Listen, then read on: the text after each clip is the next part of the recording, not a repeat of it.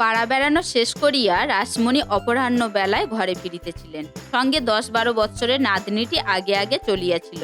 অপ্রশস্ত পল্লীপথের এধারে বাঁধা একটি ছাক শিশু ওধারে পড়িয়া ঘুমাইতেছিল। সম্মুখে দৃষ্টি পড়িবা মাত্র তিনি নাতনির উদ্দেশ্যে চিৎকার করিয়া উঠিলেন, ওলো ছুরি, দড়িটা ডিঙুসনি। ডিঙুলি হারামজাদি, গোপানে যে পথ হাঁটছ, চোখে দেখতে পাওনি যে ছাগল বাঁধা রয়েছে? ছাগলটা তো ঘুমাচ্ছে ঠাকুমা। ঘুমাচ্ছে আর দোষ নেই? এই শনি মঙ্গলবারে তুই দড়িটা স্বচ্ছন্দে ডিঙিয়ে গেলি। তাতে কি হয় ঠাকুমা? কি হয়? পোড়ার মুখী বামুনের ঘরে ৯-১০ বছরের বুড়ো ধাড়ি মেয়ে এটা শেখনি যে ছাগল দড়ি ডিঙোতে মারাতে নেই? কিছুতেই নেই। আবার বলে কিনা কি হয়। না বাপু, বেটা বেটিতে ছাগল পোষার জ্বালায় মানুষের পথে ঘাটে চলার দায় হল। হ্যাঁ, এই মঙ্গলবারের বার বেলায় মেয়েটা যে দড়িটা ডিঙিয়ে ফেললে কেন? কিসের জন্য পথের ওপর ছাগল বাঁধা? বলি তাদের ঘরে কি ছেলে মেয়ে নেই? তাদের কি একটা ভালো মন্দ হতে জানে না?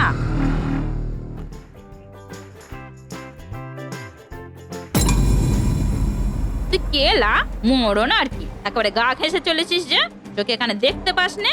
বলি মেয়েটার গায়ে তোর আঁচলটা ঠেকিয়ে দিলি না তো? না মাঠান, আমি তো হেতা দিয়ে যাচ্ছি। হেতা দিয়ে যাচ্ছি? তোর হেতা দিয়ে যাওয়ার দরকারটা কি লা? ছাগলটা বুঝে তোর? বলি কি জাতের মেয়ে তুই? আমরা দুলে মাঠান। দুলে? হ্যাঁ, এই অবেলায় মেয়েটাকে ছুঁয়ে দিয়ে তুই নাওয়ালি? আমাকে তো ছোঁয়নি ঠাকুমা। তুই থাম পড়ার মুখী। আমি দেখলুম যেন দুলে ছুরির আঁচলের ডগাটা তোর গায়ে ঠেকে গেল। যা, এই পড়ন্ত বেলায় পুকুরে ডুব দিয়ে মরগে যা, দিয়ে তবে বাড়ি ঢুকবি। না বাবু, যার জন্ম আর রইল না। ছোট লোকের বড় বাড়ন্ত হয়েছে। দেবতা বামুন আর গেরাজিই করে না। হারামজাদি, দুলে পাড়া থেকে ছাগল বাঁধতে এইছো বামুন পাড়ার মধ্যে? মাঠান, আমি ছুঁইনি। ছুঁসনি যদি তবে এ পাড়ায় এসেছিস কেন? ঠাকুর মশাই তেনার ওই গোয়েলের ধারে আমাদের থাকতে দিয়েছে। মাকে আর আমাকে দাদা মশাই তেড়ে দিয়েছে না। বটে, বলি কবে তাড়িয়ে দিলে এলো? পরশু রাত্রিরে মাঠান। তুই এক করে দুলেলের মেয়ে বুঝি? তাই বল, এক করে মরতে না মরতে বুড়ো তোদের বের করে দিলে? অমন ছোট জাতের মুখে আগুন। তা বাপু দিল বলেই কি তোরা বামুন পাড়ায় এসে থাকবি? তোদের আসপর্দা তো কম নয়লা। কে আনলে তোর মাকে? রামতরুবাড়ির যে জামাই বুঝি? নইলে এমন বিদ্যে আর কার? ঘর জামাইয়ের মতো থাক, তা না। শ্বশুরের বিষয় পেয়েছিস বলে পাড়ার মধ্যে হাঁড়ি ডোম দুলে কেওড়া এনে বসাবি? বলি সন্ধ্যা, ও সন্ধ্যা, ঘরে আছিস গা? কে ডাকে গা? ও মা, দিদিমা যে, কেন গা? তোর বাপের আক্কেলটা কিরকম শুনি বাছা? তোর দাদা মশাই রামতরু মারুজ্জে একটা ডাক সাইডে কুলিন, তার ভিটে বাড়িতে আজ পূজা বসলো কিনা বাঘ দি দুলে। কি ঘেন্নার কথা মা! তোর মাকে একবার ডাক, জগয়ের কি বিহিত করে করুক। নইলে চাটুজ্জে দাদাকে গিয়ে আমি নিজে জানিয়ে দিয়ে আসবো। সে তো একটা জমিদার, একটা নামজাদা বড় লোক। সে কি বলে একবার শুনি। কি হয়েছে দিদিমা? ডাক না একবার তোর মাকে, তাকে বলে দিয়ে যাচ্ছি কি হয়েছে। এই যে মেয়েটা মঙ্গলবারের বার বেলায় ছাগল দড়ি ডিঙিয়ে ফেললে, তুলে ছুঁড়িয়ে আঁচল ঘুরিয়ে বাচ্চাকে ছুঁয়ে দিলে। তুই ছুঁয়ে ফেলেছিস? না দিদি ছান।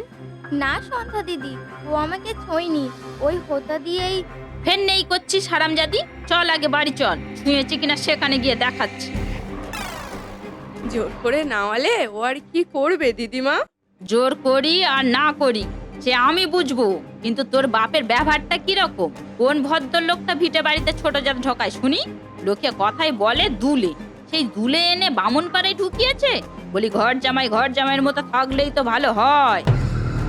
বাবা তো আর পরের ভিটে ছোট জাত ঢুকাতে চাননি দিদিমা। ভালো বুঝেছেন, নিজের জায়গায় আশ্রয় দিয়েছে। তাতে তোমারই বা এত গায়ের জ্বালা কেন? আমার গায়ের জ্বালা কেন? কেন জ্বালা দেখবি তবে? যাবো একবার চাটুজ্জে দাদার কাছে, গিয়ে বলবো। তা বেশ তো, গিয়ে বলগে না। বাবা তো তার জায়গায় দুলে বসাননি যে তিনি বড়লোক বলে বাবার মাথাটা কেটে নেবেন। বটে, যত বড় মুখ নয় তত বড় কথা। ওলো সে আর কেউ নয়, গোলক চাটুজ্জে। তোর বাপ বুঝি এখনো তারা চেনেনি? শোন জগো, তোর মেয়ের আসপর্দার কথাটা একবার শোন। লেখাপড়া শেখাচ্ছিস কিনা? বলে বলিস তোর গোলক চাটুজ্জেকে বাবার মাথাটা যেন কেটে নেয়। বলে বেশ করেছি নিজের জায়গায় হাঁড়ি তুলে বসিয়েছি, কারোর বাপ ঠাকুরদার জায়গায় বসাইনি। অমন ঢের বড় লোক দেখেছি, যে যা পারে তা করুক। শোন, তোর মেয়ের কথাগুলো একবার শোন। বলেছিস এই সব কথা? না, আমি এমন করে বলিনি। বললি নে, এরা সবাই সাক্ষী নেই। মা ভালো কথাই বলেছিল। মঙ্গলবারের বারবেলায় মেয়েটা ছাগল দড়ি ডিঙিয়ে ফেললে, তাই বললুম আহা কে অমন করে পথের ধারে ছাগল বাঁধলে গা। তাই না শুনতে পেয়ে দুলে ছুরিটা ছুটে এসে বাচ্চার মুখের ওপর আঁচল ঘুরিয়ে মারলে। বলে ঠাকুর মশাইয়ের জায়গায় ছাগল বেঁধেছি, তুমি বলবার কে? তাই মা তোমার মেয়েকে ডেকে শুধু এই কথাটা বলেছি, দিদি এই যে অবেলায় মেয়েটা নাইতে হবে, বারবেলায় ছাগল দড়ি ডিঙিয়ে ফেললে, তা তোমার বাবা যদি ওদের দুলে পাড়া থেকে তুলে এনে বসিয়েই থাকে, তো দিদি ছাগল টাগলগুলো একটু দেখে শুনে বাঁধতে বলে দিস। ছোট জাতের আচার বিচারের জ্ঞান গম্যি তো নেই। চাটুজ্জে দাদা বুড়ো মানুষ, এই পথেই তো যাতায়াত করে, মারামারি করে আবার রেগে টেগে উঠবে। মা এতেই তোমার মেয়ে আমায় মারতে যা বাকি রেখেছে। বলে যা যা তো চাটুজ্জে দাদাকে ডেকে আনগে, তার মতো বড় লোক আমি ঢের দেখেছি। তার বাপের জায়গায় যখন হাড়ি তুলে প্রজা বসাবো তখন যেন সে শাসন করতে আসে। আচ্ছা তুমি বলো দেখি মা, এগুলো কি মেয়ের কথা? বলেছিস এই সব? না, বলিসনি? তবে কি মাসি মিছে কথা কইছে? বল মা, তাই একবার তোর মেয়েকে বল। জানি নে মা কার কথা মিছে, কিন্তু তোমার আপনার মেয়ের চেয়ে এই পাতানো মাসিকেই যদি বেশি চিনে থাকো তো না হয় তাই।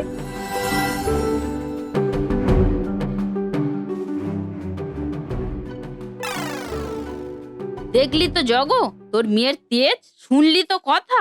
বলে পাতানো মাসি, কুলিনের ঘরের মেয়ে তাই, নইলে বিয়ে হলে যে এ বয়সে 5-6 ছেলের মা হতে পারতো। পাতানো মাসি, শুনলি তো? তা হ্যাঁ জগো, শুনলাম নাকি অমর্ত্য চক্রবর্তীর ছেলেটাকে তোরা আজও বাড়িতে ঢুকতে দিস। বলি কথাটা কি সত্যি? আমি তো সেদিন পুলিনের মায়ের সঙ্গে ঝগড়াই করে ফেললুম। বললুম সে মেয়ে জগদ্ধাত্রী আর কেউ নয়, হরিহর বাড়ুজ্জে মশাইয়ের নাতনি, রামতরু বাড়ুজ্জের কন্যা। যারা সুদ্দূর বলে কায়েতের বাড়িতে পর্যন্ত পা ধোয় না, তারা দেবে ওই মেলেচ্ছ ছোড়াটাকে উঠোন মারাতে। তোরা বলছিস কি? কথাটা তুমি ঠিকই বলেছো মাসি। তবে কি জানো মা, ছেলেবেলা থেকে ওর আসা যাওয়া আছে, আমাকে খুড়িমা বলতেই অজ্ঞান। তাই কালে ভদ্রে যদি কখনো আসে তা মুখ ফুটে বলতে পারিনি।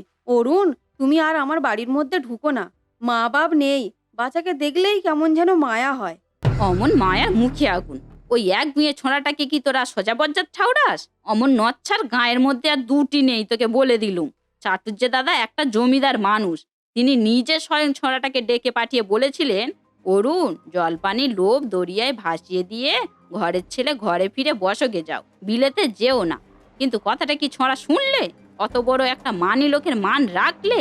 উল্টে ছোঁড়া নাকি বিলেতে যাওয়ার সময় ঠাট্টা করে বলেছিল, বিলেতে গিয়ে জাত যায় আমার সেও ভালো, কিন্তু গোলক চাটুর্যের মতো বিলেতে পাঁঠা ভেড়া চালান দিয়ে টাকা করতেও চাইনে, সমাজের মাথায় চড়ে লোকের জাত মেরে বেড়াতেও পারবো নে।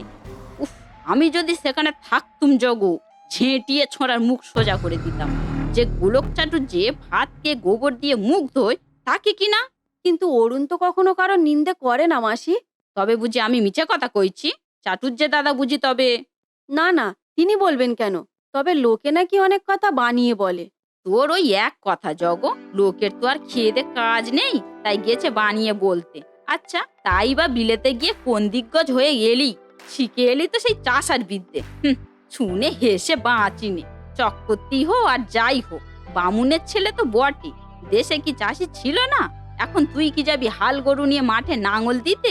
মরণ আর কি। কিন্তু দাঁড়িয়ে দাঁড়িয়ে কেন মাসি? একটু ভিতরে গিয়ে বসবে, চলো না। না মা, বেলা গেল, আর বসবো না। মেয়েটাকে তো আবার নাইয়ে ধুইয়ে ঘরে তুলতে হবে। তা দুলে ছুরিটা বুঝি পালিয়েছে? হ্যাঁ ঠাকুমা, তোমরা যখন কথা করছিলে তখন, কিন্তু সে আমাকে ছোঁয়নি। ফের নেই করছিস হারামজাদি। কিন্তু জগো বাগত্তা করি বাছা, পাড়ার ভিতরে আর হাঁড়ি দুলে ঢোকাসনি। জামাইকে বলিস। বলবো বই কি মাসি, আমি কালই ওদের দূর করে দেব। আর থাকলে তো আমাদের পুকুর ঘাট সরবে, ওদের জল মারামারি করে আমাদেরই তো হাঁটতে হবে। তবে তাই বল না মা, তাহলে কি আর জাত জন্ম থাকবে? আমি তো সেই কথাই বলেছিলুম। কিন্তু আজকালকার মেয়ে ছেলেরা নাকি কিছু মানতে চায়। তাই তো চাটুর্যে দাদা সেদিন অবাক হয়ে বললেন, রাসু, আমাদের জগদ্ধাত্রীর মেয়েটাকে নাকি তার বাপ লেখাপড়া শিখুচ্ছে। তারা করছে কি? মানা করে দে, মানা করে দে। মেয়ে ছেলে লেখাপড়া শিখলে যে একেবারে গোল্লায় যাবি। চাটুর্যে মামা বুঝি বলেছিলেন? বলবে না? সে হলো সমাজের মাথা, গাঁয়ের একটা জমিদার। তার কানে আর কোন কথাটা না ওঠে বল? এই তো আমারও, ধর না কেন, বুড়ো হতে চললুম, লেখাপড়ায় তো ধারি নে, কিন্তু কোন শাস্ত্রটা জানি নে বল। কারো বাপেরও সাধ্য আছে বলে রাশি বাবনি একটা অস্বাস্থ্যর কাজ করেছে। এই যে মেয়েটা ছাগল দড়ি ডিঙোবা মাত্র শিউরে উঠে বললুম, ওলো ছুরি করলি কি?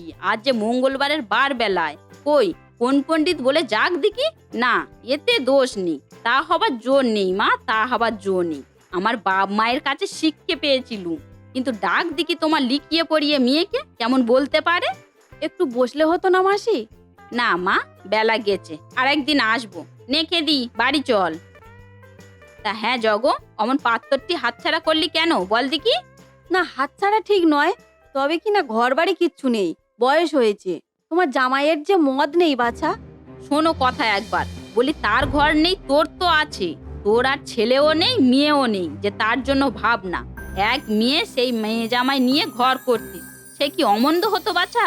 আর বয়স, পুলিনের ছেলে 40-42 বছর বয়স কি আর একটা বয়স? রসিকপুরে জয়রাম মুখুজ্জের দৌত্তু, তার আবার বয়সের খোঁজ কে রাখে জগ? তাছাড়া মেয়ের বয়সের দিকেও একবার তাকা দিকিনি। আরো গড়িমসি করবি তো বিয়ে দিবি কবে? শেষে কি তো ছোট পিসির মতো চিরটাকাল থুবড়ো রাখবি? আমিও তো তাই বলি মাসি, কিন্তু মেয়ের বাপ যে একেবারে। মেয়ের বাপ বলবে না কেন? আহা, তার নিজেরই যেন কত ঘর বাড়ি জমিদারি ছিল। হাসালি বাপু তোরা।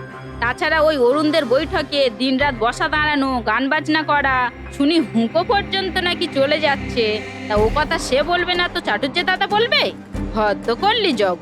কিন্তু তাও বলি বাছা, ঘর বর যখন মিলেছে তখন না করে দেরি করে শেষকালে অতি লোভে তাঁতি নষ্ট করিসনি। তোর ছোট পিসি গোলাপি শুভ্র হয়ে মৌলো, তোর বাপের বড় মেজো 2 পিসির বিয়েই হলো না। আর তোমার কি সময়ে বিয়ে হতো বাচ্চা?